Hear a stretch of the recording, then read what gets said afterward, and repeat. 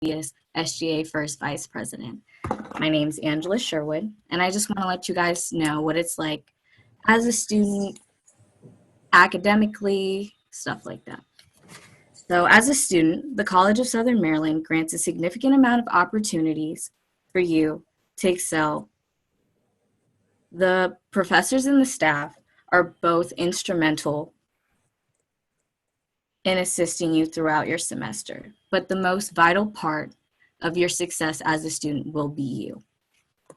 I chose CSM because it was the smartest choice for me both financially and academically.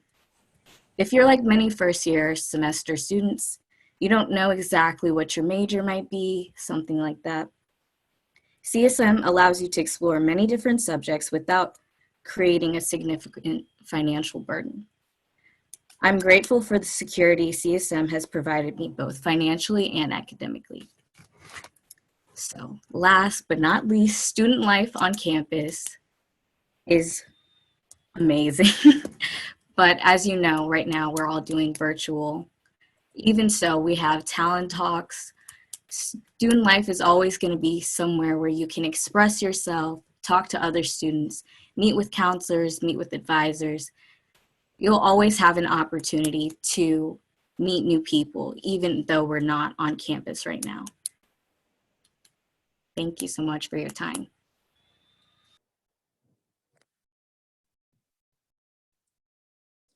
Fantastic. Thank you so much, Angela. We appreciate you joining us and sharing some information about the college. I'm going to turn it over to Eileen Abel. Dr. Eileen Abel, go ahead. So hi, everyone. Thank you so much for joining us tonight. I serve as Vice President for Academic Affairs at the College of Southern Maryland. In this role, I have the great good fortune to work with some amazing faculty and staff who are committed to helping every student have the best college experience they can, both in and out of the classroom. As you can imagine, this best college experience at CSM has now taken new shape over the last few months. But the college is responding in creative ways to engage students in virtual student life activities, as Angela just mentioned, as well as to continue our tradition of excellent instruction in whatever modality we have, as Dr. Murphy mentioned in her opening remarks. A few years ago, the college adopted a way of structuring our programs called guided pathways. The intent behind this structure is to help students identify a program of study that leads to a career or transfer option, and to provide students needed help to stay on that path until they've reached their educational goals. So on average, college students change their majors 5 times. So it's important that as part of our early conversations with you, that we include career exploration so that we can get you on the right path. The Associate in Science and Associate in Arts degree programs at CSM have a common first semester. So even if you do come in undecided, you can get on a path immediately. We have professional and faculty advisors who can help you stay on your path and explore transfer or career options, or who can help you to access the multiple resources at the college that are in place to help you be successful. All of our programs are designed with our business and industry partners, as well as our educational partners, to ensure that everything that you're learning is appropriate for your end goal. From reading blueprints in construction management, to reading and analyzing original history texts, from writing code, ethically of course, in cybersecurity, to writing structured argument in English, from understanding the difference between the Ptolemaic and Copernican structures of the universe in astronomy, to understanding the structures of the brain in psychology. If you're seeking a baccalaureate degree, CSM has 100 transfer agreements where, upon completion of an associate's degree, you can transfer with full junior standing. Our transfer school partners help us ensure that our programs of study are relevant and have the best outcomes for transfer. In addition, our industry partners frequently provide internships for students, and more often than not, hire those students who were successful in those internships. These industry partners help us keep our career programs relevant and current. These partners include institutions like the US Navy, NASA, Chesapeake Biological Labs, Dominion Energy, and more. Part of our pathway program has involved creating stackable credentials. For example, let's say you're interested in pursuing a health profession. You could start in our high demand certified nursing assistant program and go straight to work when you're done. You can take on further study through a bridge program that will help you move into our associate degree in nursing or RN program. This RN program in turn has pathways to many other institutions where you can complete a 4-year Bachelor of Science in Nursing degree. These stackable options allow you to go at a pace that's appropriate for you and that allows you to work and to engage in further study as you see fit. As an open access institution, CSM is prepared to support students who range in confidence levels from those who need a refresher in mathematics to those who want to engage in independent research in order to be better prepared for advanced studies elsewhere. CSM is committed to inclusive learning, both in taking students where they are, but also in our dedicated commitment to providing a safe and supportive, now that's not to say not challenging, educational environment. I've been at 7 different institutions in 5 different states in my academic career, and I can tell you without a doubt that CSM has the best faculty that I have ever worked with and the most committed staff. I understand that what you're going to hear tonight is a lot of information. Certainly you're not going to remember everything, but here are 3 takeaways from my message. We have 6 pathways of study, so even if you haven't decided on a specific major, you can start out in an area of study that interests you and move forward from day 1. If you do know what you want to study, well, you can start from day 1 too. Number 2, we have the support structures to help you stay on your path, and we have the people that can help. Number 3, we have partnerships in place that can add value to your educational experience beyond CSM. And because good things happen in 3, I have another 3-item list for you. I always tell students that there are 3 things that we need to do together to get you to your end goal. Define your purpose. Let's discover your end goal. Have a plan. Let's set your roadmap to completion. And find people. Let's identify individuals who can advise, answer questions, and mentor. So 3 P's to college success: purpose, plan, and people. All of us are committed to your individual success, and from here, you can go anywhere. I wish you all good things, and certainly in this time, good health. Please let us know how we can help you get to where you want to go. And Shelby, I will relinquish my screen back to you. Fantastic. Thank you so much, Dr. Abel. I appreciate all of your wonderful comments about guided pathways and all of the ways that we support our learners. I'm going to launch a little poll here just to kind of get an idea of who is in our audience and what's going on with you, what you're thinking about for the fall. So I'm going to leave this up here for a little while I talk about what makes the college so special. Okay, so what makes us so special is that we have received an Aspen Prize for being one of the top 150 community colleges. Our Talents Robotics teams have placed in our 9th visit to the World VexU competitions, which is very amazing because it is worldwide. Our digital media production students have won. They've won many accolades and financial awards for commercials that they've created. We have very talented athletes. We have very giving and sharing students who have donated lots of time, money, effort to our vulnerable communities during our holidays. Our aeronautical engineers, our engineering program went and met with the NASA air astronauts, at NavAir. And then we also participated in the Advocacy Day in Annapolis to meet with state officials. So we're very active students. And how do we do this? We do this because we have diverse programs that meet the educational needs of our students. We have a pre-engineering transfer program. We have associate to bachelor's nursing agreements. We have many performing and visual arts, which can still happen in a virtual world, and many, many, many more opportunities for students to explore their educational interests and career interests. We have wonderful, engaging faculty, which you will meet 4 of them this evening. We have a very robust Men of Excellence program. We have PASS program for athletes, which is tutoring and making sure that students are still eligible to be able to play the sport that they love. And we have very active student life events and programs that Angela had spoke about earlier. And then we have many, many partnerships with our businesses in the community to help us stay on track of what it is we are teaching, so that they can then be able to apply that within their world after they graduate from the college. So I'm going to end the poll and I'm going to share the results. So the majority of you are going to be definitely attending CSM in the fall. Only 2% of you said that you're going to attend because of the COVID. And then 14% of you are not really sure.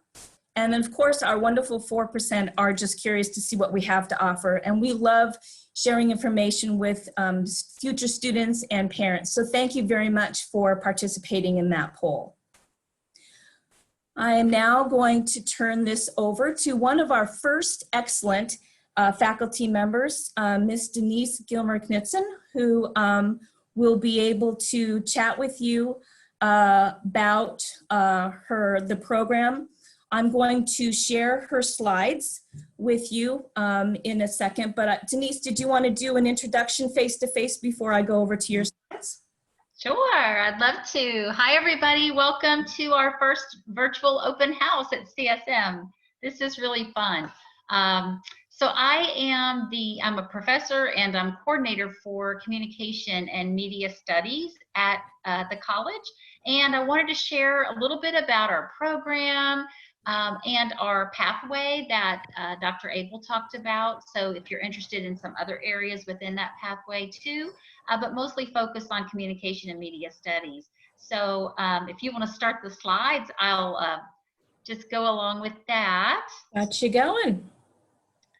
Okay, there we go. Okay, so again, I am with the Media Studies and Communication. We're in the Arts and Humanities pathway. That pathway includes our comm and media studies, but also if you're interested in visual arts or performing arts, languages and literature, history, social sciences, you want you'll be starting out in this guided pathway. There are numerous career opportunities if you decide to choose communication and media studies. So the next slide looks at some career opportunities in communication. You can see there are just numerous avenues for a communication graduate to go into. Advertising, marketing, public relations, promotions, human resources. We have students who leave here and either transfer or sometimes they go directly to work for the government, and they're able to go into some of these different human resource areas, public relations, speech writing. If you decide to enter the communication program, a few of the courses that you can expect to take, our core courses are in the next slide. There we go. Interpersonal communication, public speaking, mass communication, intercultural communication, and comm theory. So that's going to be your core courses in communication while you're at CSM. Our next program is media studies. Again, look at some of the amazing career opportunities for media study graduates. Journalism, broadcasting, media writing, technical writing, producing, editing, advertising, again, PR. There's some overlap there. So some students choose one path, some the other. But I will say that I've had students graduate and go into several of these different areas and are successful in doing so. Some of the courses you may expect to take as a media studies student would be our basic principles of speech communication, intro to mass comm, media writing, writing and editing for the web, and communication theory. Some of our top transfer destinations, and I'm not sure if you can see that. I'm not sure if I can see that either. I'll have to put my glasses on. But we recently surveyed our alumni in the program, and we have graduates that are going all over the state of Maryland as well as outside of Maryland. Our top destinations are UMGC, University of Maryland, Towson, Salisbury. Bowie State is another top transfer site. And then you can see at the very bottom, that green line, those are folks who have gone to other places besides our basic transfer destinations. But lots of good programs, and we are working on transfer articulation agreements we've got 3 in place and several more that are ready to go. So you're going to be able to do that 2+2 program at several of our colleges and universities within the state of Maryland. We also ask our students how well prepared they felt for transfer. And the results were just really, really good. You can see the top 3, the green line, blue line, and yellow line. Those students said they were extremely well, very well, or well prepared when they transferred into their 4-year program. So that made us feel really good that our students had that to say. We also asked them how well prepared they were for the workplace. And I think it's the next slide.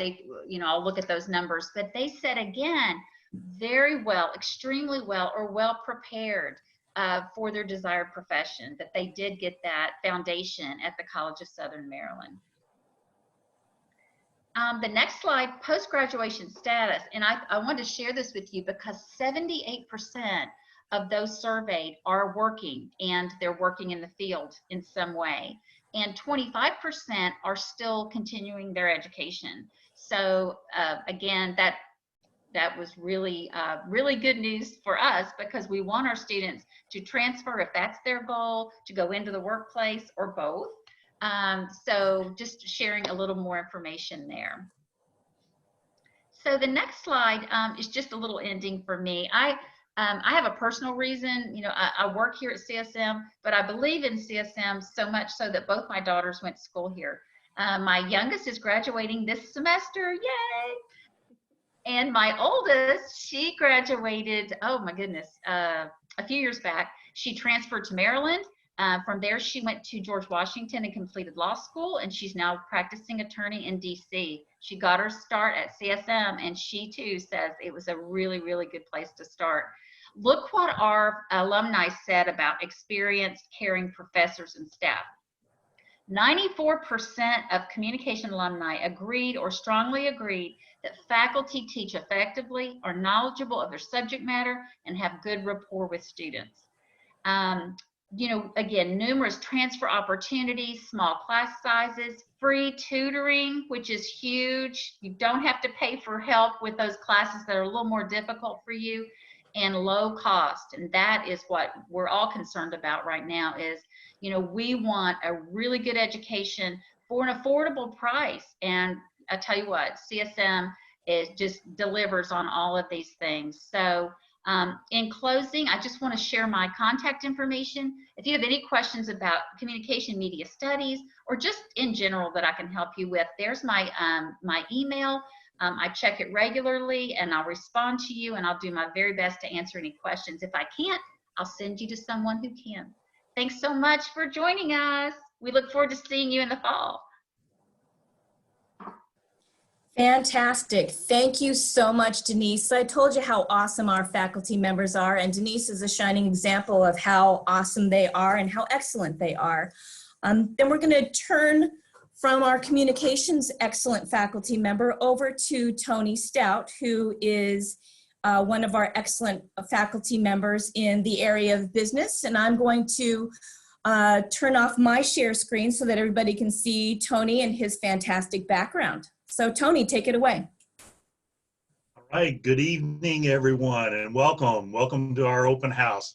So as she said, my name is Tony Stout, and I'll not only be your instructor for many of the classes that you'll take here in the business and management programs, but as the program coordinator for all business programs and the construction management program and one of your faculty advisors, I'll also serve as your tour guide throughout your time here at CSM. All right, so when we think about your degrees here, when we talk about business, we're not just talking about just a general degree. We're talking about business administration and technical management, business management, and construction management. And then we also have a number of letters of recognition and certificates that you can achieve along the way as you're seeking out this degree. Now, the role of these degrees depends upon your path and your ultimate destination, where you intend to go. So one of the things I like to do is kind of picture it as a flow chart. So if it's your intent to attend a 4-year degree in business or some other degree, then your pathway should be through the business administration degree, if you're looking for a business degree at the 4-year institution. But if you're looking to receive an associate's degree and enhance your current skills and abilities, or you're looking to go and pursue a 4-year management degree, then you would choose one of either the business management or construction management, depending on your field. So this AAS, or Associate of Applied Science, would be your path. And then you'll be able to achieve that. Now, as this flow chart kind of indicates, we take in students both from high school and from industry. And then after we educate them, they either move on to a 4-year degree and return to industry, or go directly into industry after achieving their 2-year degree. Now, the faculty here not only has a tremendous academic background, but many of us possess a significant industry background, years and years and years of experience. In my case, I worked in industry 40 years before coming to teach at the College of Southern Maryland. Love my job here. And I really have fun and enjoy the classes and enjoy the engagement with the students. So the key is that we provide a balanced delivery of experience and academic excellence to help you achieve your goals. So regardless of your path, we're all here to help you with the knowledge needed to succeed. And I look forward to seeing each of you in class and around campus when we get back there and supporting you in those goals. Thank you. Great. Thank you so much, Tony, for providing information for us about the business. We do love our business faculty members, and that is one of our most popular degree programs, actually, is business administration. And Tony and all the other faculty members in the business technology and public service department do a phenomenal job in preparing our students for their program and for transferring. Our next excellent faculty member is Eric Heinze. He is in the English language and English communications and languages area, and I'm going to have him go ahead and start talking so that you all can hear what he has to say. Go ahead, Eric. Thank you, Shelby. Yes, my name is Eric Heinze. I'm professor of English here at the College of Southern Maryland. And in the English department, I'm coordinator, college-wide coordinator of an incoming freshman class. And in that class, we teach everyone how to write on the college level to extend their awareness of and control over the process involved in writing. And this includes models in argumentation, comparative analysis, fields of reference, to take original thought, dare I say it, these ideas we have in thinking, to constitute them into a sentence is the very act of creating an original work of art. To learn how to do this in English class and to master how to do this in English class is to get higher grades in English. But now you're going to get higher grades in all the other classes. Because we just heard from Denise and Tony. And what do they do in their classes? They have students write papers. They have students write lab reports, research papers, term papers. We learned how to do it in English class. We get high grades in English. Now we're getting high grades across the campus. That's a guided pathway. To transfer, you have to submit writing samples and you have to write personal essays. We help students with that, and this is how you get transferred into college of choice. But I'm going to leave you with this. Professor of English for the last 15 years, not once did I ever teach an online class. Why would I want to? I want to be with students. But with the virus that happened, I received all the support I needed in every single way by our distance learning faculty. I had all the technology I needed. So many of our English classes, we had 100% attendance, and as we sit here at the end of the semester, 100% success rate. We didn't miss a beat. To incorporate new technology like UCAM 9, I could grade papers one-on-one with a student live. Because what one student might have a problem in one area, I can promise you Mary's problem is going to be different than Mark's problem. So we can still have that individual student support, even though we're distance, to help every student achieve what they need to do in English. When I think about the virus and the malaise that's put over our society, every time I look at the college and what we're doing at the college, I find inspiration. And to think that we might start our classes online, we're deeply prepared to start online. And to think that maybe there'll be a breakthrough, maybe we'll meet face to face. I feel rejuvenated to meet you face to face. So we are now in a win-win situation. And I can tell you this as a former student at Charles County Community College, before it became the College of Southern Maryland. I started here. It's been a blessing to my life. And I can't wait to see where we go from here. Thank you, Shelby. And thank you all. Awesome. Thank you so much, Professor. Appreciate your kind words. And I didn't know that you were an alum of Charles County Community College. So welcome. I'm so happy to have you as an alumnus as well. Thank you. All right, now I'm going to turn it over to Dr. Melanie Osterhaus. I'm going to stop sharing my screen again so that everybody can see our wonderful, another fourth excellent faculty member, and have her introduce herself, and then I'll go to her slide stack. Melanie. Hi, thanks, Shelby. I'm Melanie Osterhaus, and I'm a local as well, like Erica. I graduated from La Plata High. I'm not going to tell you what year. And then I did come to CSM in the summer. So I did the 4-year schools during the school year, and then I came home each summer. And so I knocked off a year of college and got done in 3. So, hey, that's a good way to go, too. So I'm sure each person that represents their division thinks theirs is the greatest division, but mine is the greatest division because we got everything. I mean, it's science. We've got labs, we've got big virtual cadaver that you can cut with your finger. We've got internships, we got field trips for those in environmental sciences. So science is just fun. So if you could turn on my slides, I'll show you what all the cool stuff we have in science and engineering.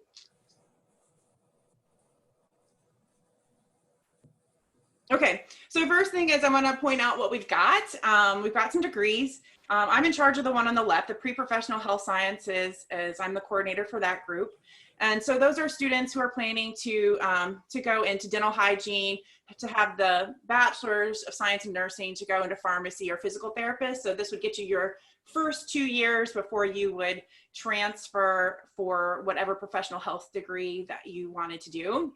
We also in our division have environmental sciences. I don't do a lot with that.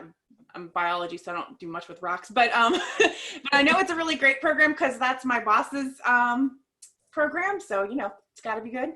Go ahead and do the next one. Okay, we also have the Math and Sciences Associate's degree. So this kind of breaks down if you're planning to do biology, chemistry, or physics or mathematics. They have little silos under there. So depending on which direction you want to go, you would go into this particular associate's degree. So this is more for your hardcore biology people who want to do either, field research, or if you want to do pre-med, that's the route you would go. And then I wanted to plug my program on the right. It just rolls out this fall. So yay. This letter of recognition is brand new. And so this would be where you would take, it's 7 credits, and you would have a research online class you would take to teach you how to do basic benchtop work, how to get through an IRB, which is for if you want to work with human subjects, even on how to do entrepreneurship, like patent work and things. And then after that, you go and do actual research with either a faculty member at CSM or with one of our partner institutions. So next slide. We also have engineering. So we have the engineering tech AAS, that's more like work ready. We also have a certificate I didn't include on here, but we have that too. And we have the engineering AS, that's the transfer one. And Shelby already kind of alluded to it, but I put it on the far right is how we've got this really great partnership where you go straight from CSM into the Clark's School of Engineering with University of Maryland College Park. We even have one where you can go to University of Maryland, but complete the degree here in Southern Maryland at the Higher Ed Center over in St. Mary's County. And so you can finish the whole thing without ever having to leave Southern Maryland, and you'd get a University of Maryland degree in the end. That's that one. And then there's another one that's plugging myself. The one on the left is the STEM grant. So we have an NSF STEM grant. It's so awesome. So what it is if you have a financial need and you're a STEM major, science, technology, engineering, or mathematics major, you can get up to your full tuition at CSM paid for. So it's up to $6,000 scholarship. And then we meet every other Friday. We have guest speakers in the field, or we go on field trips. Like we went down to PAX and did a tour of like the secret stuff at PAX. So we do a lot of go-see-ums and have people come and talk to us about different career paths in the fields of STEM. So you're basically building a learning community of other like-minded students. So it's a really great way to make a new friend group as well as earn a whole bunch of money to go to college. And then the one on the right was just to promo that Shelby already kind of mentioned that we have really great seamless transfer things. So I just had the one that was plugged for my group because, like I said, I'm pre-professional health pharmacy is one of them. And so you can finish the CSM pre-pharmacy program and transfer and finish out at Eastern Shore, University of Maryland Eastern Shore. We have many of those kinds of transfers where it's really seamless from the 2-year into the 4-year, and you don't lose any credits along the way and come out with your degree at way less price than if you went straight to the 4-year. Okay, and this is like super fun too. So we have some great agreements with other partnerships that are down here. So you can see on the left one, I think, let's see which one's.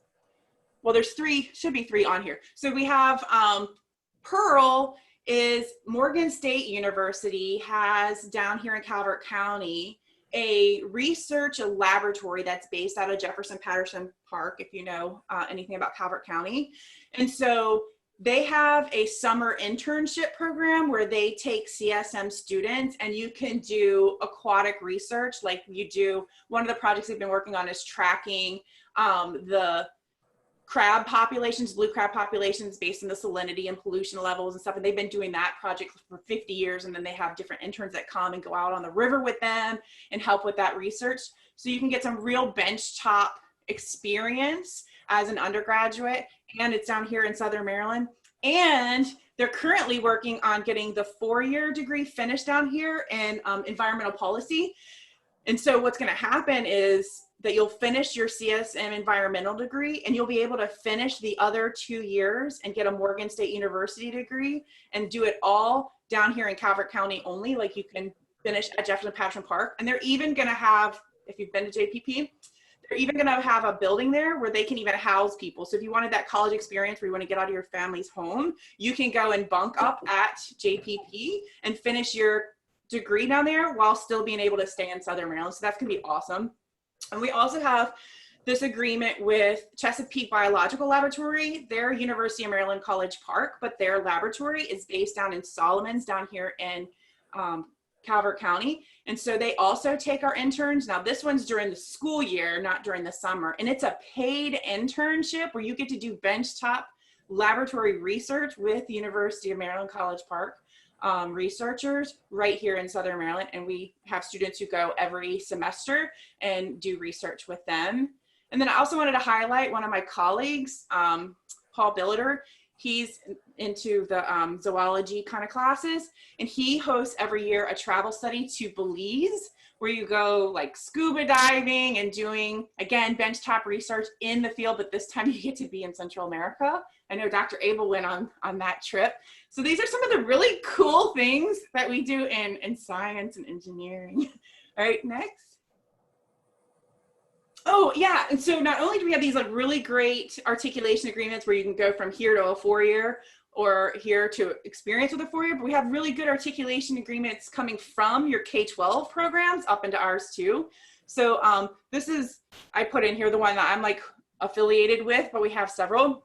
So we have one where if you finish the biomedical program in either Calvert High School system or in the Charles County system, in both of those, if you reach the level on your placement test at the end of the course, then you can get CSM credit for Bio 1040. That's the Anatomy and Physiology Survey course. And you can get credit for that by just completing your pathway through your high school. And so you'll come out with, 4 credits, a lecture and a lab, just from finishing your CSM, your high school classes. Is that it for me? That is. All right, thanks. That is. So I told you all that we have excellent faculty members. These 4 are just a shining example of what the rest of the faculty members look like. So they are so fantastic, and I want to thank them all for being able to join us this evening. We will have a Q&A at the end, so I encourage you to think of your questions, and we can put them in the chat feature of this Zoom meeting. And so you can direct your question to any one of our faculty members, to our president, as well as our vice president, and all of the other speakers that we have this evening. So now I would actually like to turn it over to Kelly Robertson-Slagle. She is the Director of Economic Development for Calvert County. She is one of our very successful alumni. I'm going to stop sharing my screen so that we can listen to Kelly and all the benefits that the college has given her over the years. So Kelly, take it away. Okay. Hopefully I got mine up there. Well, thank you so much for inviting me to be a part of this virtual open house. I'm really excited actually to listen to some of the information that was provided earlier, and proud to say I am an alumni of 1995, also when it was back then the College of Southern Maryland. My husband is also an alumni of the College of Southern Maryland. And tonight I can speak to you from a variety of perspectives. One certainly being as an alumni. I did receive my associate's degree in business administration, and I went on to transfer to the University of Maryland, College Park. I had no issues, and this was before a lot of the articulation agreements were in place that we see today. But I had no problems whatsoever transferring. I was able to transfer in as a junior and into the Robert H. Smith School of Business, and went on to receive my bachelor's degree in marketing. So that was a pretty seamless process for me. But also from my perspective as economic development director, I get the good fortune of working with the College of Southern Maryland on a variety of levels, and definitely what Elaine spoke about earlier in the presentation about some of the partnerships with the corporate dominion, as well as some of the really good job opportunities that are available to CSM graduates, and those partnerships are just invaluable from our perspective. Also, the most recent speaker, and I apologize, I did not get her name and I don't see, Melanie, talked a little bit about Morgan State, and also Chesapeake Biolab that's in Calvert. I mean, those are invaluable locations for us, and to be able to have those partnerships to allow local students to be able to get educated and then move on and be able to continue to get their education local is so important from an economic development perspective. But I would say most important for me, and what I'm most proud of, is I am a mom of 2. My oldest son was also a student of the College of Southern Maryland in General Studies. He went on and got his associate's degree and actually went out into the workforce. The opportunities provided to him, whether, you know, through his basic solid education as well as scholarship opportunities, really were valuable. But also too, he did some of that career searching, you know, what do I want to be? And being able to go through that exercise locally with some of the staff at the college, able to secure a job actually locally in Charles County, and is doing fantastic. My youngest was a dual enrollment student at the College of Southern Maryland. She is a graduate of McDonough High School. She was able to attend classes, some of her classes at her home school, some of her classes she took half day and went to CSM La Plata campus, and ultimately was able to get 13 credits, which seamlessly transferred to Coastal Carolina University in South Carolina. And as a mom, and my husband and I will tell you, that was about a $12,000 savings that for us. And she was able to transfer in as a second semester freshman. With a lot, already having college experience, the rigor of the class, you know, the content, everything absolutely prepared her to be able to go away to college. And we're very happy. We're very happy that we made the decision along with her to take that route. So I wanted to at least fill that in, let you know the different perspectives that I come from. One thing, I'll close and then I'll certainly be available for questions. But one of the things that I did want to mention is I get to work on a daily basis with the staff at the College of Southern Maryland, from the president, Maureen Murphy, all the way down through the instructors and the day-to-day staff. And I will tell you, you will not meet a more passionate group of folks that really put the student first. And I can tell you, dealing with colleges now on a different levels and different experiences, we're very lucky to have that locally. So please keep that in mind, and I am available if you have any questions later on in the presentation. Great. Thank you so much, Kelly. We appreciate you joining us this evening for our open house. And it's always nice to see the success of our alumni and what they're doing in the community. And then to know that her husband is an alum, as well as her children are alums. That really does make you feel really good. That is merely made a big impact on somebody's family. And she is just one example of many alum that we have in our community that still have stayed in the community and are working and living in the community. So now I'm going to turn it over to Alexis. Alexis Kabala is one of our members of our admissions team, and she's going to just talk a little bit about the admissions overview and what a student needs to do to get started at the college. So Alexis, take it away. Okay, hi, so my name's Alexis. I am one of our admissions specialists. Our application process and getting into classes is really easy from my experience with other colleges. Your first step is you'll need to apply to the college online. And lucky for us and you guys, it's free and there's no essay. It's a really short application. Your next step is you'll want to go and apply through FAFSA for financial aid in case you're interested in scholarships or grants.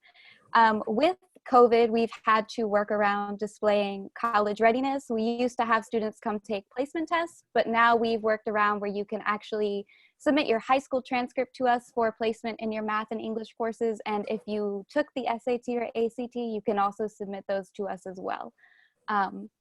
Your next step before registering for classes is you're going to have to complete your online orientation. It's through your student portal, and you'll get that login information when you submit your application and get your acceptance letter. That letter is going to have your student ID number as well. You'll want to keep that handy because that's really important when you work with anybody in the college. They need that ID to look into your account. Once you're done with that, you're actually ready to go ahead and meet with an advisor if you want to talk to somebody, or if you're already placed in classes and you feel confident in your schedule building that you've made to work around, you can actually register yourself for classes. Through your student portal, you'll have access to a student email. These are actually new, and this is where all the communication from the college comes from. So please make sure when you log in that you set up your student email through the Office 365 tab. And the last two parts are rather important as well. Make sure you have your payment arrangements made, whether it's through financial aid or if you're going to go on one of our really affordable and flexible payment plans that we offer. and then you purchase your books through the bookstore, or you can order them out from outside sources if you prefer. But we have a main line that you call. You'll get one of 4 of us that are admission specialists that can help you if you get stuck on the application, or if you're kind of just stuck and you're not sure what your next step is. We also answer a little bit of everything about the college. So if you're stuck with anything, you can just give us a call on our main number, and one of us will be more than happy to help you. Fantastic. Thanks, Alexis. And I just wanted to let you know, I think the majority of you folks are seniors in high school ready to matriculate over here to the college. So that high school, you do want to send your final high school transcript to the college after you graduate from school. We are evaluating every single high school transcript that comes into the college. So make sure that you tell your school counselor that you want your transcript to be sent to the college so that we can review that. It's getting very close to our seniors being finished with school, and so we will usually receive these transcripts right after you graduate from college. So make sure you fill out the form and tell your counselor that you want your transcript to be sent to the college, and they'll put you on the list. And most of them send it to us electronically, so we don't usually use paper very much anymore. So please make sure that you get on that list. Now, speaking of finances that Alexis mentioned a little bit, we have 2 members. Oop, I didn't change. We have 2 members of our financial assistance department. Teresa Morgan is our financial aid advisor at Leonardtown. And unfortunately, Ashley Roberson is not able to meet with us this evening, but we have a very special guest, which is the Assistant Director of Financial Aid, Financial Assistance, and she is based out of our La Plata campus, Ms. Chanel McBurrows. They are going to cover the financial assistance for the college, and I'm going to advance their slides. So when you guys want me to advance, just holler at me, okay? So go ahead and take it away. Will do. All right. Well, it's a pleasure to be here this evening. I am Teresa Morgan from Leonardtown, and we're just going to take a few minutes to go over some basic financial aid. So, what is financial aid? Because we can sometimes have a kind of narrow view, thinking that it's just for, low-income students or straight A students or maybe athletes. But really, that aid is all those funds that are out there to help students pay for post-secondary education. This can be scholarships or grants or loans or even work study where you're having a job on campus. But where does that aid come from? And that'll be our next slide here. That aid can come from the federal government. It can come from the state of Maryland. Of course, it can come from your civic organizations, your place of worship, maybe your employer, and of course, it can come from your school. But where do you start? Well, that's where the FAFSA comes in, that free application for federal student aid.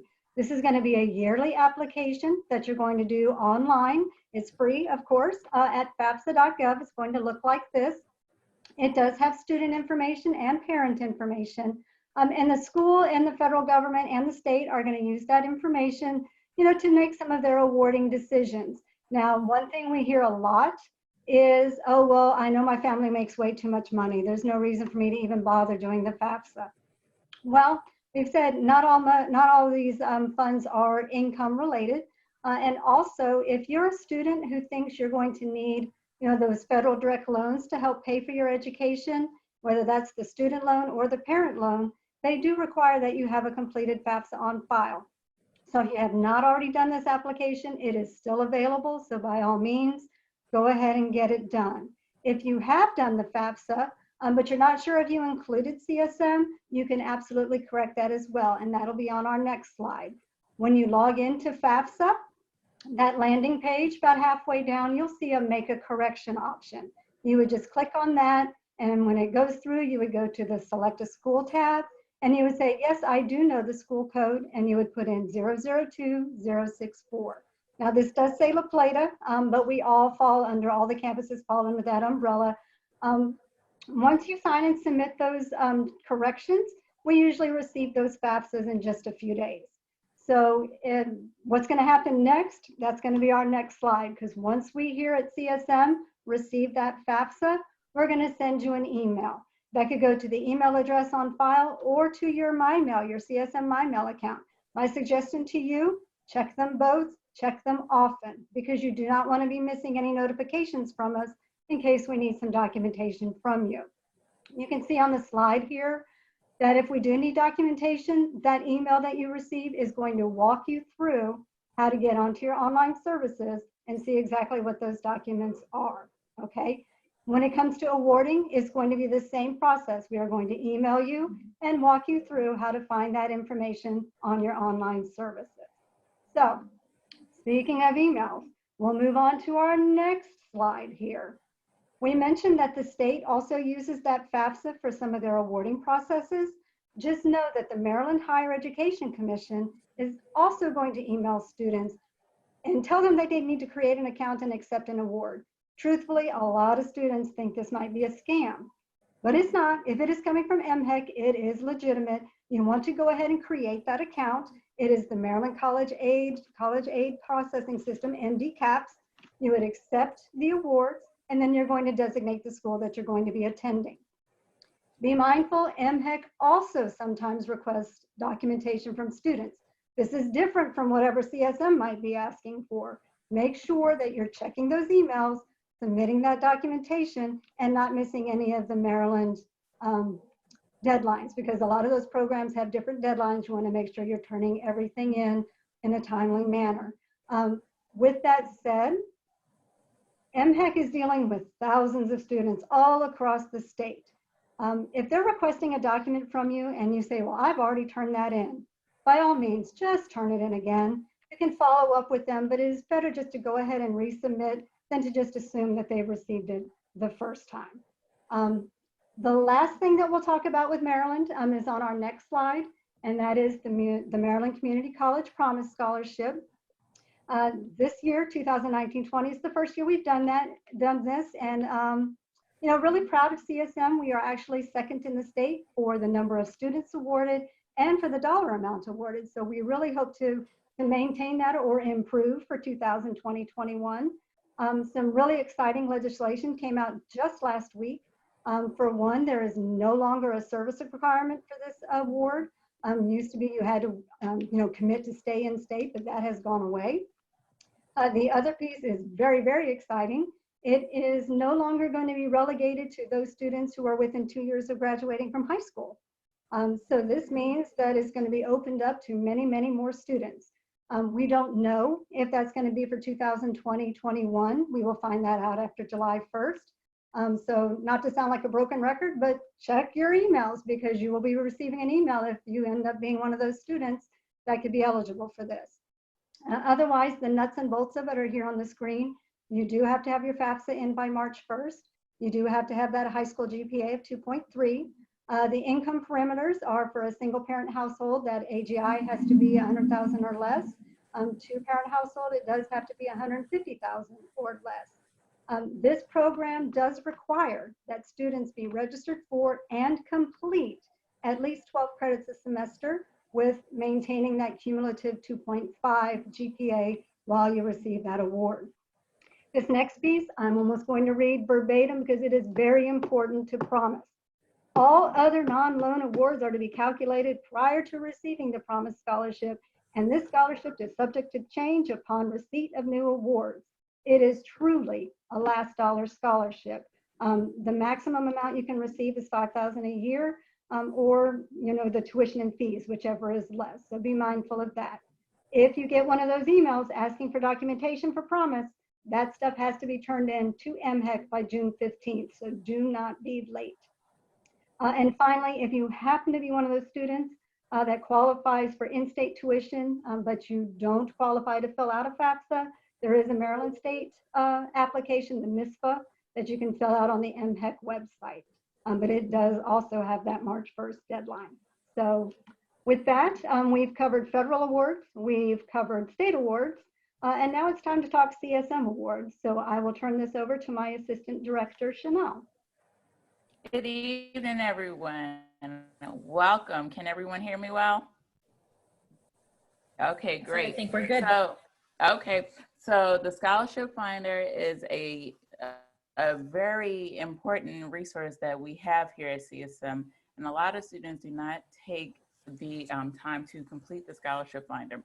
First of all, you have to have a FAFSA on file. So if you haven't already, please complete one. It's not too late. You just missed the priority deadline of March 1st, but you can still complete a FAFSA to be eligible for aid for the upcoming school year of 2020 and 2021. In order to complete it, we need the FAFSA on file and a couple of things. The priority deadline is June 15th. So get your essays ready while you're at home and thinking about stuff. Maybe you should present to your family to see and have your family read it over to make sure that your scholarships are great, your, essays are great. So you use your CSM, My CSMD account. You upload the documents right from your computer. And there's an auto apply feature. So for every scholarship that actually applies to you, it automatically links you to that. So you do not have to go through every scholarship to see what might apply to you. It automatically says, oh, this student went to this high school and this is the funds that are restricted for that high school. So it will automatically put you in the pot for that fund. The auto fill feature automatically gets your information from your CSMD academic record. And if you don't have one yet, your high school counselor will transfer that information into us. And so all that information is automatically imported. The only information that we need from you is for your application as well as your essay. So please visit our scholarship finder at www.csmd.edu. The scholarships will be awarded throughout the summer and also beginning of the fall. If all the scholarships are not awarded, the money just sits. And who wants money to just sit? None of us. So I would suggest please going ahead and applying for scholarships. They are very important. Sometimes the FAFSA does not allow you to get money, but this may. Next slide. Okay. And there's additional information and resources that we have. Studentaid.gov. That website provides a lot of information for all students, for past students, for current students, and for future students. It tells you about your loan and Pell usage, which will be very important in your future endeavors. And it also provides information on your FAFSA, your loan options, and as well as repayment. So everybody should go to studentaid.gov website to see what resources are there for them. There are also scholarships that are located on there through the federal government. So if you have the time, please take your time and go through studentaid.gov website to make sure that anything applies to you. As for the Maryland Higher Education Commission, which Tirza was talking about earlier, that's back one slide. That's where MHEC, so you can go on that website, and if your FAFSA was done by March 1st of this current year, then you're automatically put into the selection process for Maryland Higher Education funds and grants and scholarships. If you have not completed a FAFSA yet, you can still do so. You just won't be eligible for their funds. But please don't let that stop you for the upcoming school year when FAFSA opens in October. You just have to have your FAFSA in by March 1st of 2021. Next slide, please. Our Academic Excellence Scholarship. This is a great scholarship, and one public school student from all 3 counties will be reviewed for this scholarship. You have to have an unrated GPA of 3.5. The priority deadline is early spring of 2020, so we do have the information already in, and you must demonstrate financial need. For any questions, we are currently open, other scholarship engines are the Department of Education, studentaid.gov, like I mentioned before, FastWeb, scholarships.com, and College Board. I'm sure this presentation will be included on the recorded presentation, so please make sure to take advantage. If not, please screenshot this screen so you can take advantage of a lot of the scholarships. You would be surprised about how many scholarships go unawarded during the school year, and it's really a shame. A lot of times it's not about what your GPA is, what your need is. Sometimes it's literally about you being your unique self and applying for the scholarship. Please make sure when you do apply for the scholarships that you write complete and concise essays in order to be reviewed.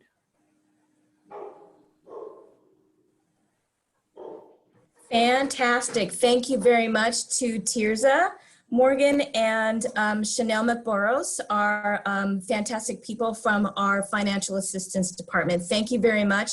They will be staying online. So at the end, we will have some, they'll be able to answer any of your questions.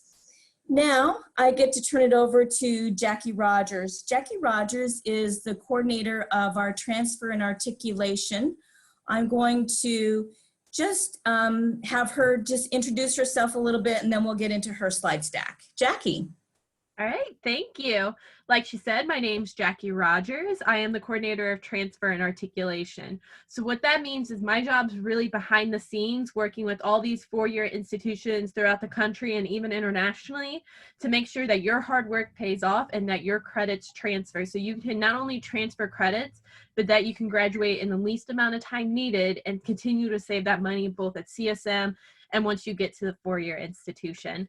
So typically my contact list with institutions is about 150, and our students have been known to transfer to over 200 institutions each year. So our students go all over the place, and my job is to make sure it works. So Shelby, if you want to start the slides. Got you covered. Thank you. All right. All right, so what does transfer and articulation mean? It's a pretty fancy title, but what does it come down to? So once you start your education at CSM, if you decide to go to another institution at any point after taking classes at CSM, you are considered a transfer student, meaning you have to transfer those credits to another institution, such as a four-year institution, in order to complete your bachelor's degree. Articulation agreements help with this process. Articulation agreements are formal legal documents between CSM and another institution defining multiple benefits, whether it's, ensuring your credits transfer in a certain way, providing guaranteed admission, providing scholarships. It's really to help the students and to form a formal partnership between the two institutions, showing there is an investment in helping CSM students succeed. Next slide. So like I kind of mentioned, there's various types of agreements. We have agreements with various institutions that are guaranteed admission agreements. This means if you graduate from CSM with an associate's degree and a certain GPA, anywhere from a 2.0 to a 3.0, depending on the institution, you are guaranteed admission to that institution. Now, keep in mind, you may have additional criteria for your majors if you're thinking nursing or engineering, but you're at least guaranteed through that first hurdle of being admitted into the institution. A second type of agreement is a general admission agreement. This usually highlights various ways we may work with the institutions, even though they don't guarantee admission. They may guarantee scholarship money, fee waivers, housing, other benefits. And then the last type is a program-specific agreement. This is where we work with the four-year institution and say that how this degree will transfer into this degree, showing what the pathway to build what some of the faculty have referred to as a 2+2 agreement. So that way you can make sure that you're not spending extra time and extra money. Next slide. So CSM students, they transfer all over the place. One of our most recent reports showed that just under 2,000 CSM students transferred to 260 institutions in 44 states in the District of Columbia within a one-year period. That's a lot of places. I will say what I love about CSM is we aren't one of those institutions where everyone comes to CSM and then everyone just goes to the local four-year college. I love seeing our students are getting out there, trying new programs, trying new institutions, going all these places and living out their desires and dreams. We're really helping them shape this process. About 3/4 of our students, a little less than 3/4 of our students do stay in state, but then over 1/4 of our students do transfer out of state, which is high for community colleges. Next slide. To kind of highlight this information, these are our top in-state institutions. Our number one is UM-Now GC Global Campus. It is the online version of the University of Maryland schools. Our number two is University of Maryland College Park up by DC. So, and with them, we have a special engineering partnership that's previously been discussed. Some of our other top institutions are Towson up in Baltimore, Salisbury over on the Eastern Shore, St. Mary's in St. Mary's County, Frostburg all the way on the Western Maryland, and then UMBC up in Baltimore. So even when our students stay in state, they go a lot of places. When we look out of state, it's very interesting because our students continue this trend. So some do choose online education, such as Chamberlain, American Public, Southern New Hampshire. Some of them want that physical campus experience. So, for example, they'll go to Virginia to Liberty University. They'll go to West Virginia University. We're actually one of their top community college feeders. Surprisingly, Southern Maryland loves West Virginia. And then we also have a lot of students who go to Coastal Carolina. So it's kind of this trend of, you know, going south and going west. So where do you even start this process? You know you want to come, you want to get, you know, you want to come to CSM, you want to get a bachelor's degree. How do you do that? The first step is to plan early. So it's very important that you at least have some ideas of where you go or what you want to major in as soon as you can. Now, obviously, like Dr. Abel mentioned at the beginning, you may come in undecided, and that's okay. That's why we have our professional advisors and our faculty advisors here to help you. But the sooner you kind of have an idea, the better, because then you can really start being strategic. You know, if you need a certain class for a certain major, or say you want to major in something CSM doesn't have an associate's degree in, such as architecture, you can still work on building that pathway within other degrees so you can have a seamless transfer. Also, make sure you check out the CSM Transfer Agreement website. We have 100 articulation agreements with 50 institutions throughout the country and internationally. So it's a really great way because, for example, say you want to go into a program where we already have an articulation agreement. You won't have to sit there and second guess what classes you take. You look at the articulation agreement and you'll know what you need to take. Now, obviously, if we don't have an articulation agreement, that doesn't mean you can't transfer to that school or for that program.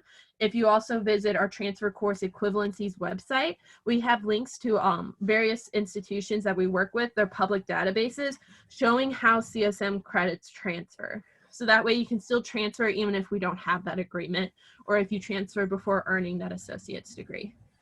Also, utilize your advisors.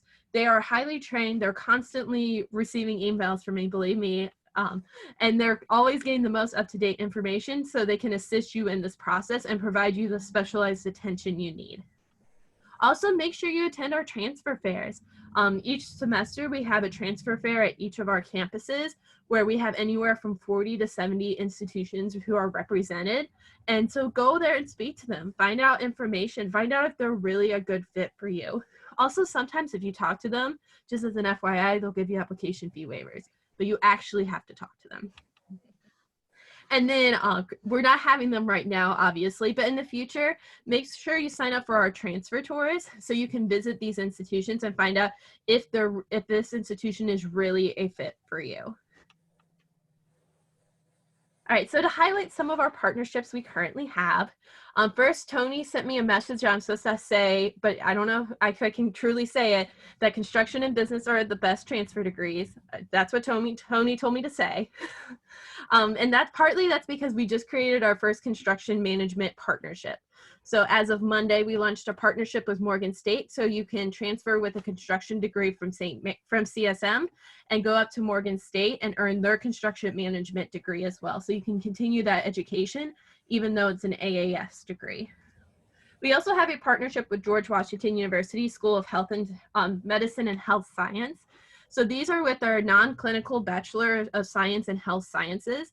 So this is a really great way to kind of, you know, if you really aren't sure what you want to do at CSM, there's multiple pathways from there. Some of these programs, you just need an associate's degree and the general education package, and you can go into degrees such as global leadership, clinical research administration, things like that. You can get into these fields even if you weren't sure and you're have to take some time to decide your future. Like it was mentioned before, we do have a 2+3 partnership with UMES for a pharmacy degree. You can get your doctorate in 5 years. That's crazy. You can be a doctorate in 5 years.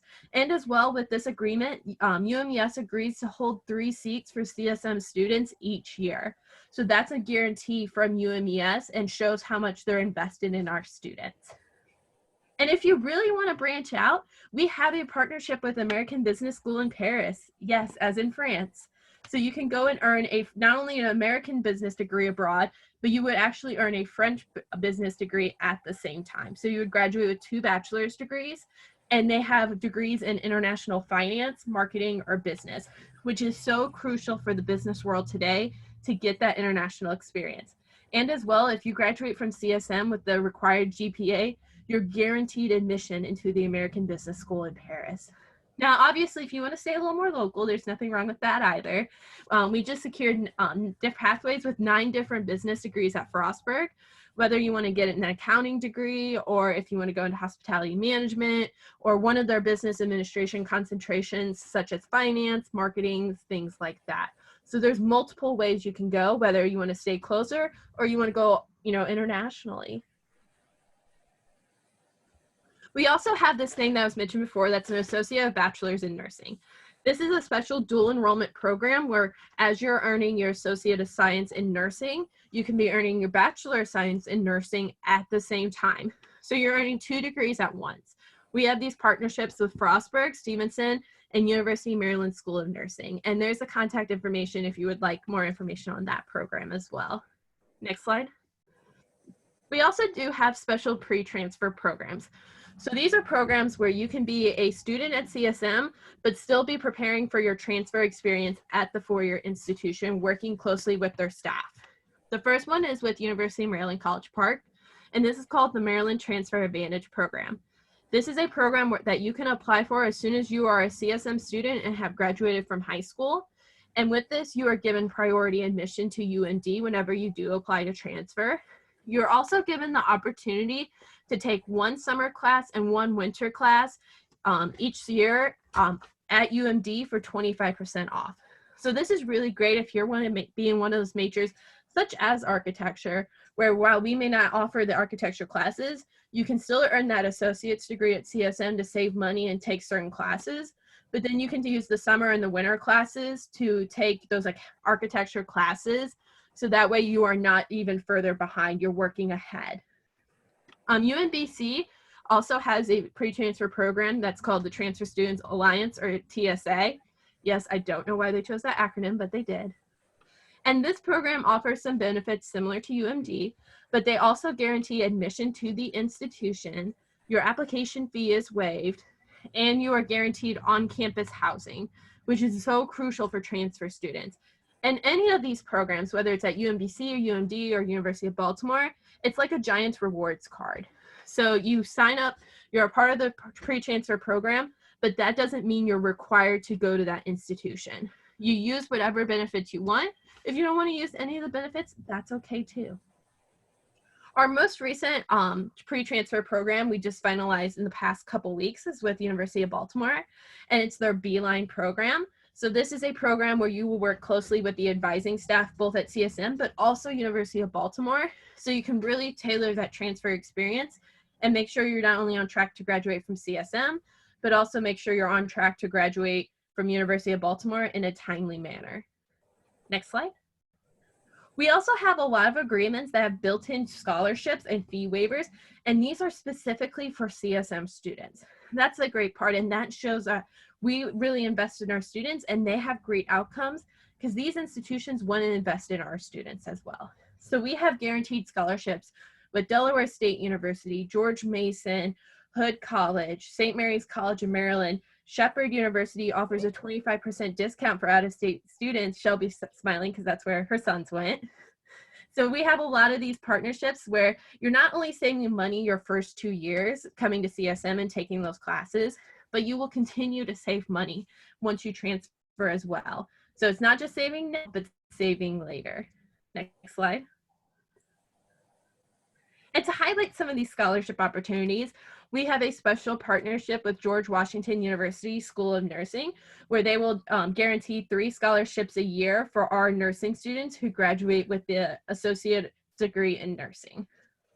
For Hood College, any student who attends CSM is guaranteed a $500 scholarship when they transfer. For Stevenson University, they offer a 20% tuition discount for their online education programs. And like I mentioned, with University of Maryland, Baltimore County TSA, you're guaranteed $1,500 a year if you maintain a 3.0 and are in the TSA program while at CSM. Next slide.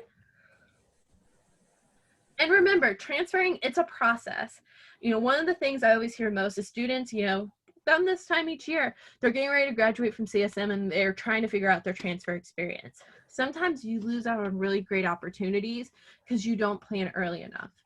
So remember, it's so much more than an application. You really want to research. You want to make sure, is this institution a fit for me? Great part about CSM is you have the small classes and relationships with faculty. Is that something you want to continue having, or do you want the big school feel with the Saturday football games and things like that? Also remember, you're going to have to submit transcripts, essays, references, things like that. But the great part about CSM is you're working so close with these faculty members that they will be able to write these references for you and really tailor them to you. And especially the sooner you start planning your transfer experience, the better. Also, make sure you follow through.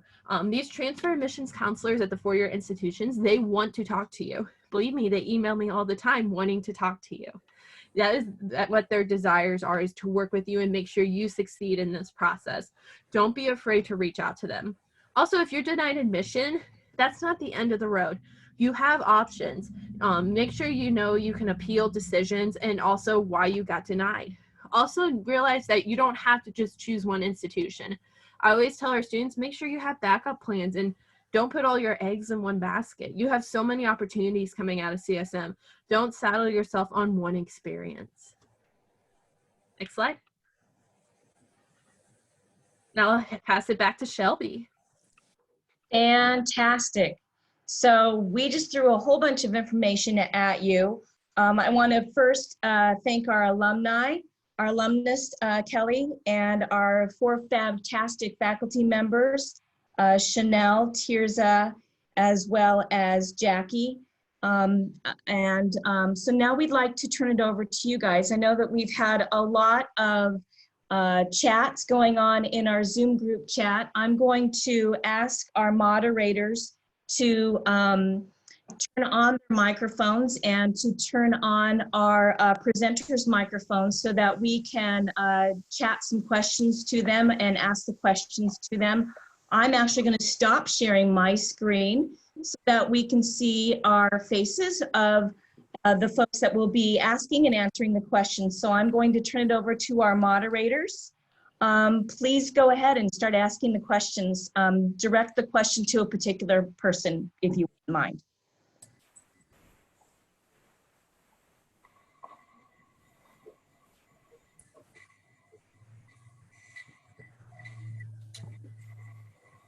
Okay, first question. If I don't know whether I want to do the credit or non-credit, do I need to apply for both applications? And the answer is, the answer is not necessarily. If you want to do credit courses, it is a good idea to go ahead and do an admissions application online, just so we can gather your information and send you information as well on our programs that we offer, steps to enrollment. If you want to go the non-credit route, we can give you the programs that are offered for non-credit as well, that kind of seamlessly transfer to a degree also.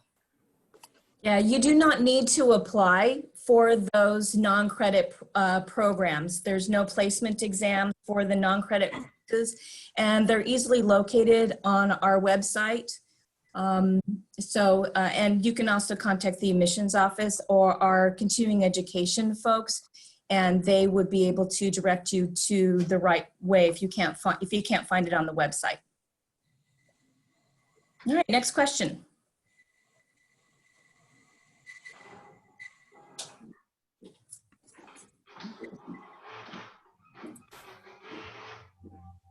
All right, let's see. I'm going to go in here. So there was a financial aid question. What do you do if you were ineligible but do meet the standards? Ineligible but meet the standards, meaning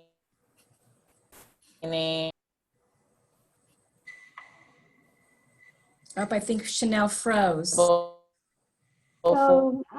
tell me when you say that you were ineligible but you meet the standards. For the Promise Scholarship. For the Promise Scholarship, you meet the standards but you consider yourself ineligible? I'm not sure I quite understand the question. If you would be ineligible only if you did not submit that FAFSA before March 1st. That is really the biggest knockout, is if you don't get that application in by March 1st. If you meet all the other parameters, it will still not include you if you didn't get that FAFSA submitted by March 1st. All right, thank you. One of the questions were, what were the 2 AS degrees in the Division of Science and Engineers? And with the scholarships, are they based on the adjusted gross income? So can we chat with Melanie first about the 2 associate degrees in the Division of Science and Engineering? Okay, now I can unmute. Okay, in science and engineering, we have, I'm thinking the 2 that they're probably referring to are the 2 that are kind of closely related, which is the math and science AS and the pre-professional health one. Can you rephrase the question again? What were the 2 AS degrees in the Division of Science and Engineers? Because we also have the environmental, and we also have the 3 different engineering ones. We have the AAT, which is like the career ready, the transfer one, and then the certificate. And we also had the letter of recognition, which was the research, but I'm assuming the person is referring to the 2 biological ones, which would be the pre-professional health. That one is for specifically those 4 degrees where you want to be either a pharmacist, a physical therapist, a bachelor's in nursing, and I lost the last one. But they're specifically health degrees where you're trying to transfer in. The arts and science one, where you have the 4 silos of the physics, math, chemistry, or biology, those are more people who want to go into like what you would call benchtop type sciences. So that would be, you want to go out and you work in the field in biology, or you want to be the little scientist with the lab coat and the test tubes, like that kind of job.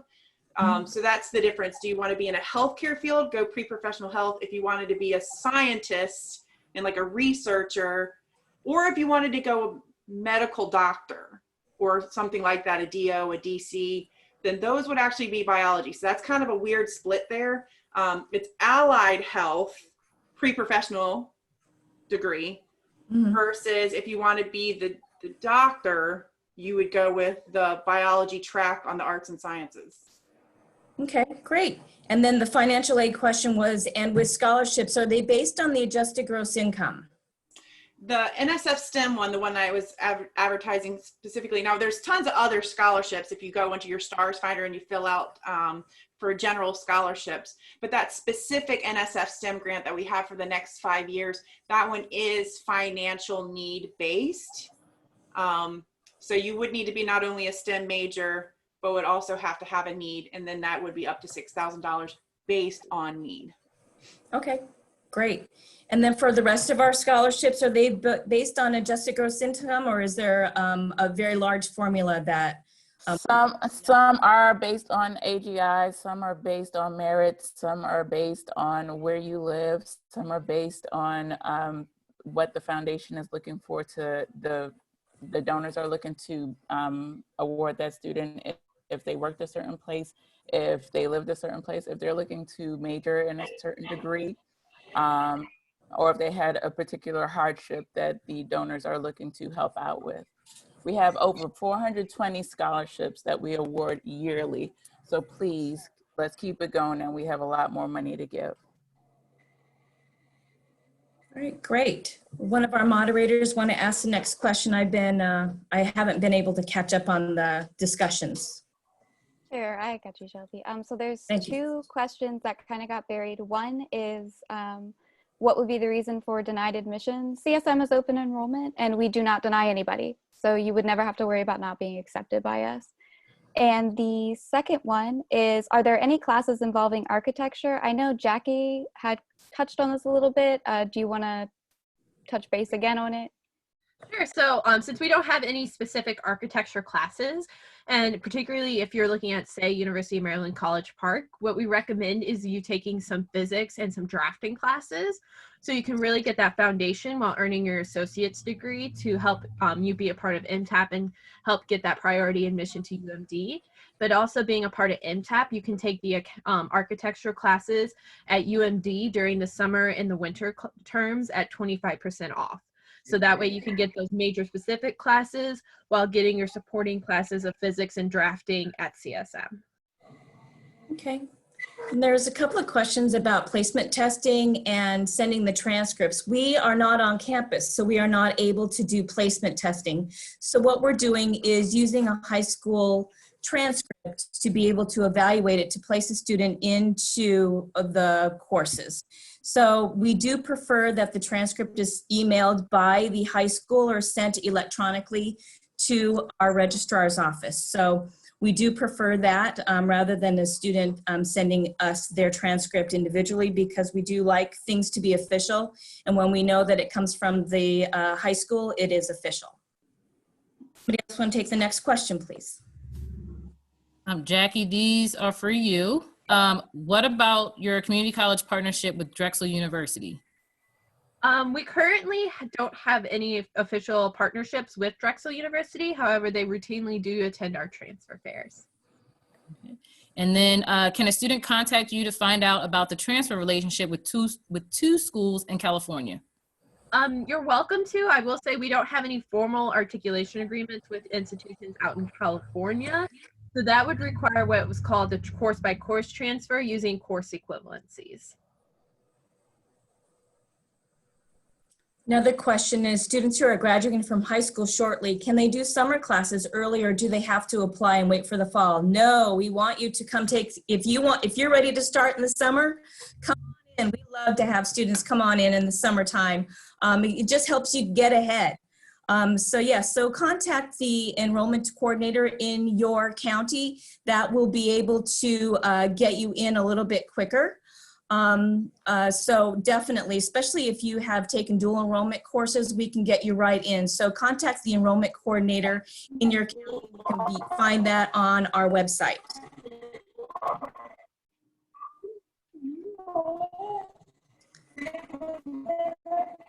Another question, what campus does nursing take place on? Currently, the majority of our nursing classes are at the La Plata campus, but we are in the process of building a brand new building at our Hughesville campus. Does either Dr. Murphy or Dr. Abel want to take that question and talk about our plans for expanding the Hughesville campus? Yeah, so let me just say, so all first-year nursing classes are offered on all three campuses. It's the second-year nursing that's offered on the La Plata campus because we have so many high-intensity courses with lots of lab equipment, and it's impossible for us to replicate those in all of those places. But that's only until we open up our new Center for Health Sciences, as Shelby just mentioned, in the Hughesville Regional Campus. So it's accessible to all three counties. It is a state-of-the-art building, have amazing simulations, amazing labs. Our Pharm Tech, for example, is going to have a pharmacy simulated for both a retail as well as a hospital, so students will be able to practice both of those. We've been in the works now for about 3 years with this design. We do hope to offer some new programs there. We're not sure right now what they are. It depends on what the market looks like here in the next little bit. But it is a great way, again, for us to serve all three counties in ways that we haven't been able to, because programs like medical lab assisting and the medical assisting credit programs have only run out of the La Plata campus.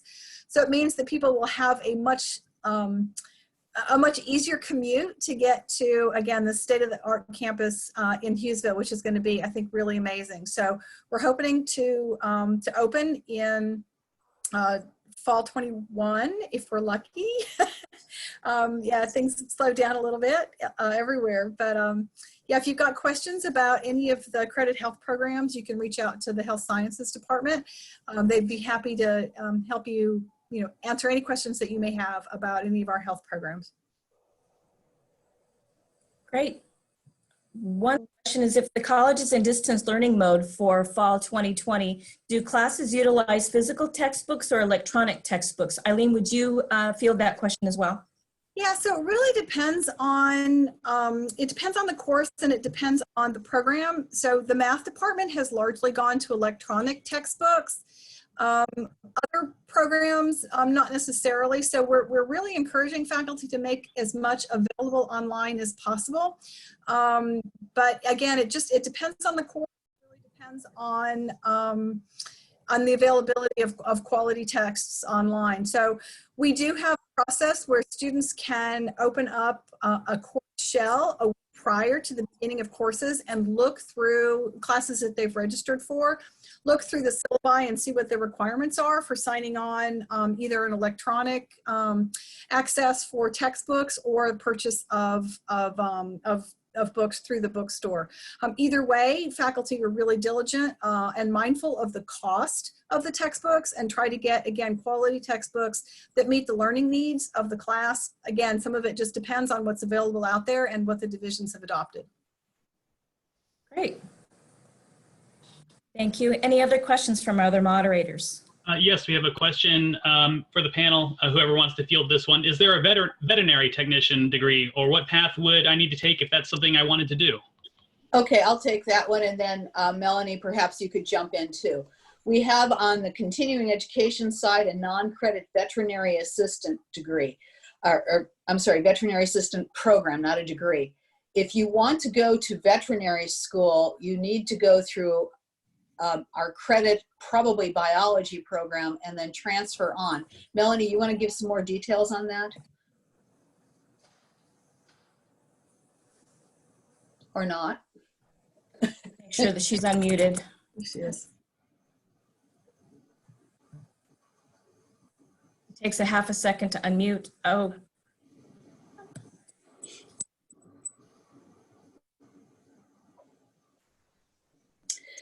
So I was going to say, I can take that one. So yeah, so if you are interested in going into veterinary school, your best bet is to go into, again, the science and engineering division, their math and science program, which again is meant for people who are going into, again, more, I don't want to say the non-allied health medicines. So if you were going into doctorate to be a medical doctor, or if you're going into veterinary medicine, you should probably major in biology through the arts and science, math and science program. Mm-hmm. All right, I'm unmuted. So yes, to reiterate, if you're doing veterinarian, Dr. Abel's right, you're going to do math and science biology.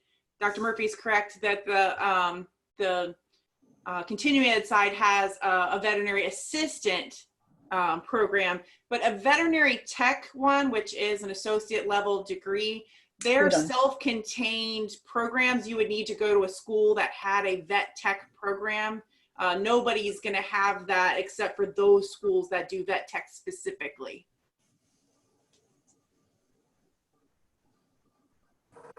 Fantastic. All right, next question from one of our moderators. Okay, so I have two kind of older ones that got buried. Lizzie asked, if you're in a program, do you have to do it in order? For the most part, you would want to do it in order. It's recommended you do it in order because you'll need your English classes, as you heard from Eric, for a lot of prerequisites. Also, math tracks need to be followed, and some sciences require math. So there is a little bit of out of order that you can do, especially with your electives, but we do recommend that you follow the order as close as you can. And the next question was, if I do not meet the SAT requirements for math and there's no placement test, do I have to take remedial classes?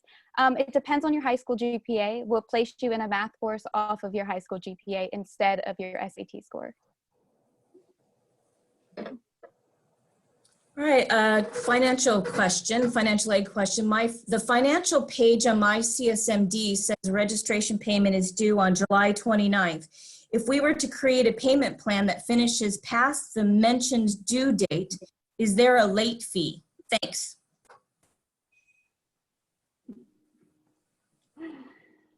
Well, now to join the payment plan, that's actually administered by our bursar's office, and you do join that from your online services. The percentage that you have to put down stays at 20% until we reach that final payment date. Then after that, you are going to have a larger down payment and fewer payments made through the course of the semester. So that's how that would work if you try to join the payment plan after that final payment date. And there will be late fees if you do miss those payments. They don't automatically come out of an account. You do have to make those payments, to the bursar's office. But you can always join that payment plan up through the time those courses begin. Just know that the down payment goes up and the number of payments that you make go down the farther you get towards the semester. So great. And a follow-up question on that is, we have students that have applied for the Promise Scholarship and other scholarships. When do those scholarships typically get awarded or announced? Unfortunately, awarding tends to happen all through the summer. Hopefully with Promise, it'll be a little earlier than it was for this first year that we did it. But we try to work with students when it comes to when you're having those awards that may potentially be coming in later. But unfortunately, it does tend to happen throughout the course of the summer. Melanie may be able to know better for sure when they make their decisions for those STEM scholarships, but they really are kind of all through the summer. We do our best to have everything by that final payment date, but it doesn't always work out that way. All right.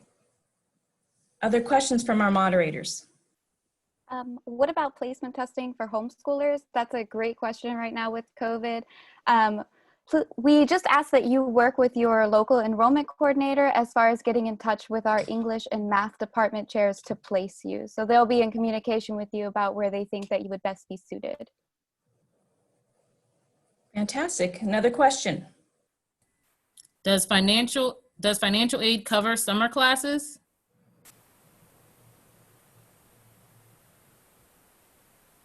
Yes, it can in some cases. If you're Pell Grant eligible, we can sometimes do the Pell Grant. That for this summer, that's our trailer semester. So that's actually the 2019-2020 FAFSA. Most of your traditional, the state aid, and a lot of the CSM aid is more just for fall and spring.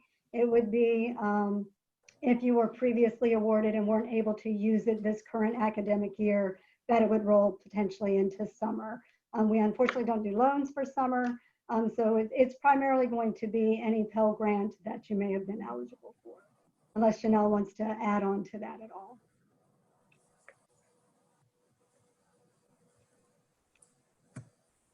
Okay. Exactly what Tirza said. Usually you have to have a 2019-2020 FAFSA on file for the current summer. So if you filed a 2020-2021 FAFSA, we will not be able to see if you are eligible for any aid for this current summer. You can still complete a 2019-2020 FAFSA if you are looking for eligibility. We do not process loans during this time, but we do have unused Pell, whatever, we can award your unused Pell for this time. Great. Will there be any work study opportunities? We don't know yet. With COVID-19, there's no way to really say if we will be able to adjust for work study students at this point.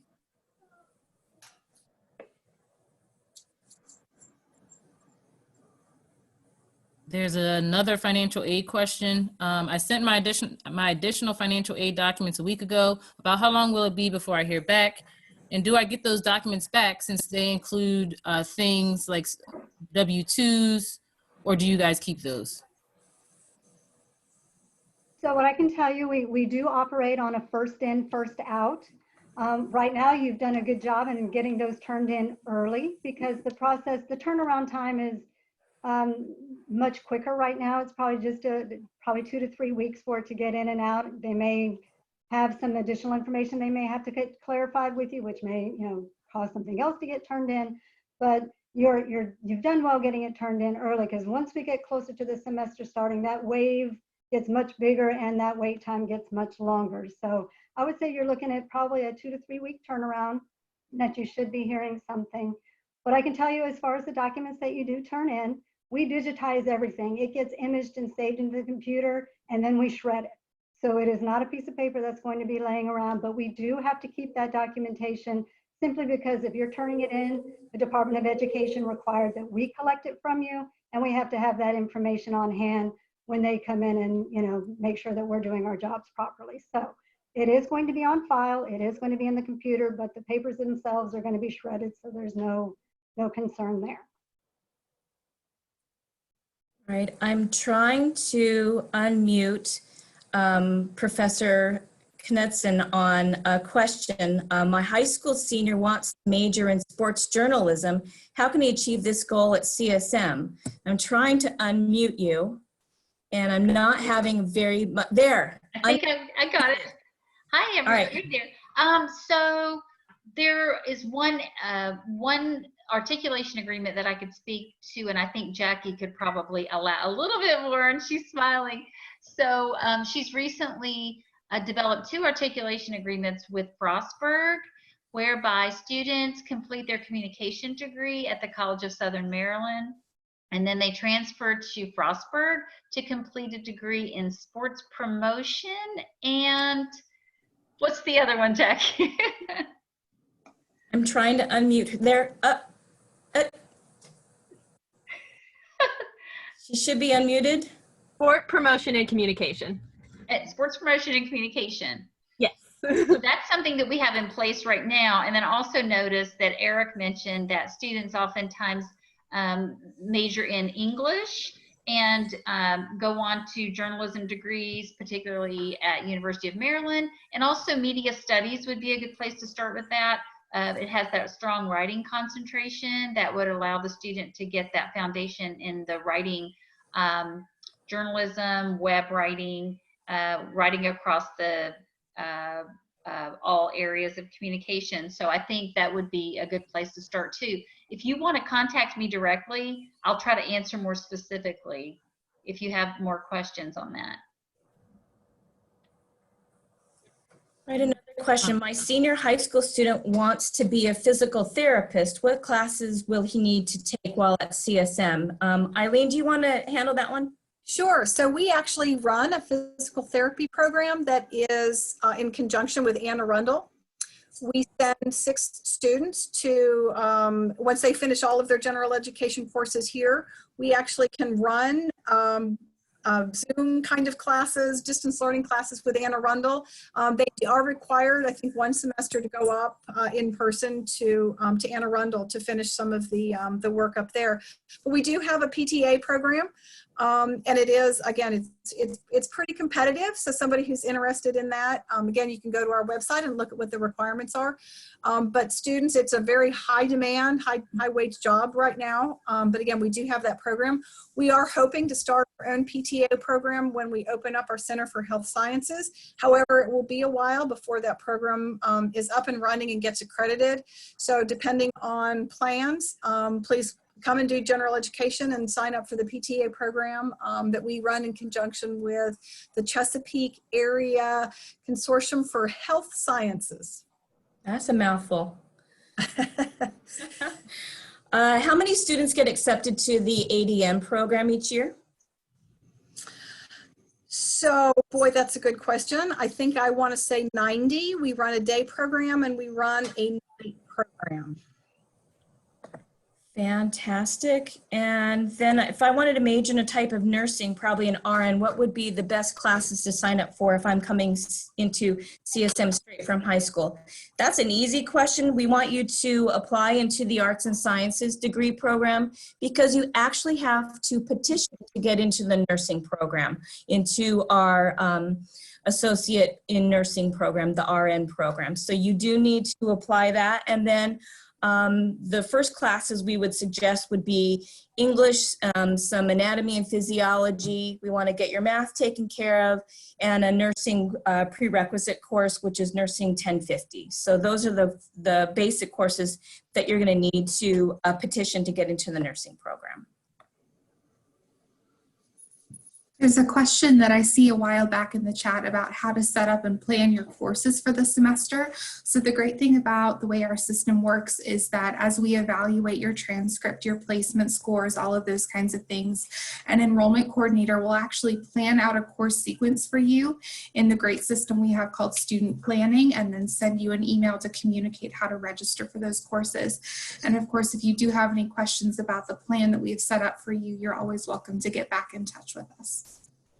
So Mary, can I piggyback on that? So one of the really interesting things that we've done with the program plans that Mary just mentioned, you can manipulate those a little bit depending on what options you want to take, but these are set as default classes, so you can actually have a program plan. You can see exactly when you're going to finish, exactly what courses you can take in any given semester. But what's also really neat about this program is that we actually have our transfer schools. We're starting to build our transfer schools into these program plans. So if you know, for example, that you want to transfer to the University of Maryland in psychology, you can put in some drop-down boxes and know exactly which electives you need to take to fulfill requirements to get into that program of study at University of Maryland. So it's a great way for you to play around a little bit with what some of your options are, and again, to have some very, very clear direction on exactly how to complete your program of study. What programs do we have for teachers? My daughter has some college credits because she is in a teaching program now. So we have degrees for secondary education, we have degrees for early childhood education, we have degrees for elementary education. We have a degree called the Associate of Arts in Teaching, which is articulated to all of the public schools in the state of Maryland, as well as several private schools. So depending on what your area of study is, I would suggest, again, going to look at the education programs that we offer on our website, because again, we offer multiple levels, any level that you may want, again, from early childhood all the way up through secondary. All right, we're going to take just a couple more questions, and then I'll ask Dr. Murphy to give us some closing statements. Just a general statement, there was a lot of questions about SATs and transcripts for placements. We use multiple measures, so if your SAT did not place you into a college level course and your transcript does, we will use the higher of what you have presented to us. Your SAT score will place you into a math class. You will not be placed out of a math class with your SAT scores, as math is required for pretty much every single degree that we have on our campus. So you will need to take that required math class. Even the only way that you can place out of a math class is if you have an AP exam that you've scored a particular score on. So that's the only way that you would be able to place out of taking a math class on our campus. Let's do one more question and then we'll close it down. Looks like the last one is directed to financial aid.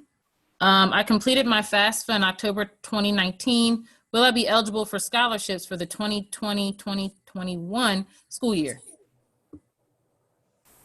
Truthfully, that's going to depend. Back in October, you could actually do the 2019-20 FAFSA, and you could do the 2020-21 FAFSA. If you did the 2020-21, then that application is going to get you looked at for federal funding, and it's going to get you looked at for state funding.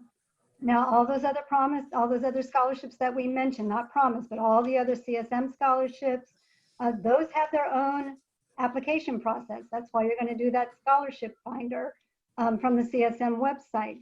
There were other sites out there that have other scholarships. We mentioned that, you know, financial aid can come from your employer or from civic organizations or from your place of worship.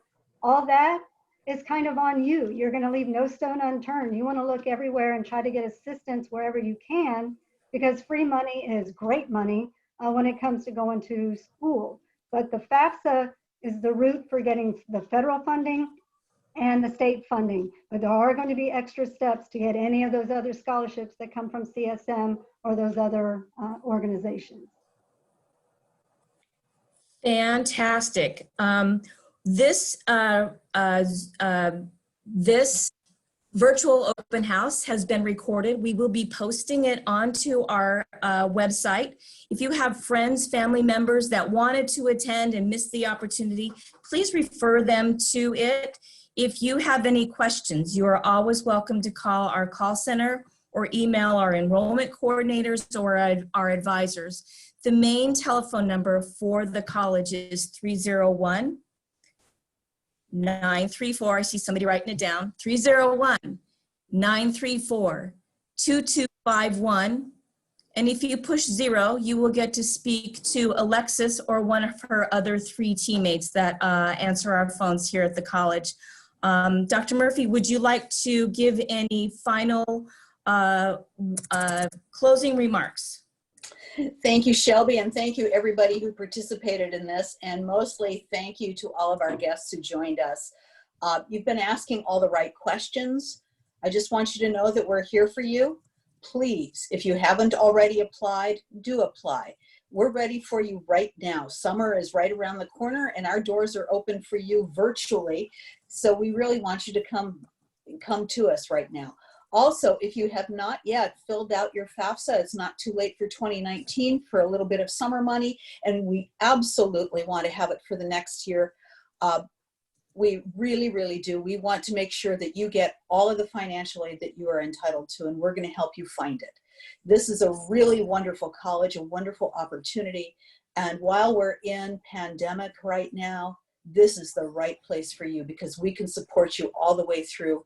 And when the world opens up again, we look forward to seeing you face to face. So I thank you so much for this. Shelby, back to you.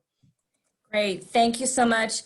I want to wish everybody a great evening.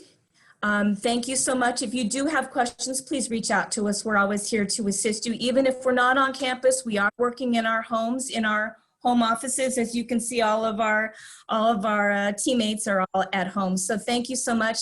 And you all have a great evening. I'm going to end the program now, but thank you all so very, very much. Have a great evening. Thanks, Shelby. Bye, everybody. Thank you, Shelby. Thank you all.